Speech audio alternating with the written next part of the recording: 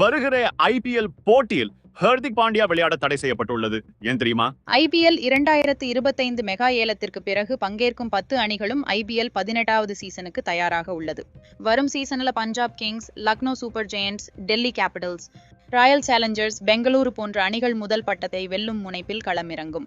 மறுபுறம் 5 முறை சாம்பியனான மும்பை இந்தியன்ஸ் போட்டியின் முதல் போட்டியிலேயே பின்னடைவை சந்தித்துள்ளது. அதாவது அந்த அணியின் கேப்டன் ஹர்திக் பாண்டியா முதல் போட்டியில விளையாட மாட்டார். ஏனெனில் அதுக்கு காரணம் காயம் அல்ல, கடந்த சீசன்ல பண்ண தப்பு தான் இதுக்கு காரணம்.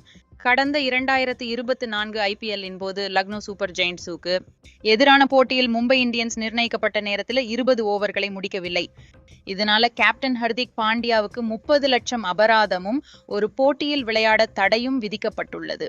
இதன் காரணமாக வருகின்ற ஐபிஎல் போட்டியில் மும்பை இந்தியன்ஸ் அணி விளையாடும் முதல் போட்டியில் ஹர்திக் பாண்டியா தடை காரணமாக விளையாட மாட்டார்.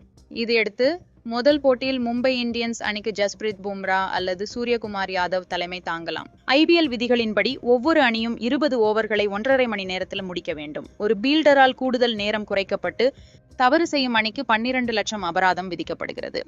இதே தவறை 2வது முறை செய்தால் கேப்டன் 24 லட்சம் அபராதம் செலுத்த வேண்டும். மீதமுள்ள 10 வீரர்களுக்கு தலா 6 லட்சம் அல்லது போட்டி கட்டணத்தில் 25% அபராதம் விதிக்கப்பட்டுள்ளது. 3வது முறையாக இந்த தவறை செய்தால் கேப்டனுக்கு 30 லட்சம் அபராதுடன் ஒரு போட்டியில் விளையாட தடை விதிக்கப்பட்டுள்ளது. மேலும் விளையாடும் 11 அணியில் உள்ள மற்ற 10 வீரர்கள் 12 லட்சம் அபராதம் அல்லது போட்டி கட்டணத்தில் 50% செலுத்த வேண்டும்.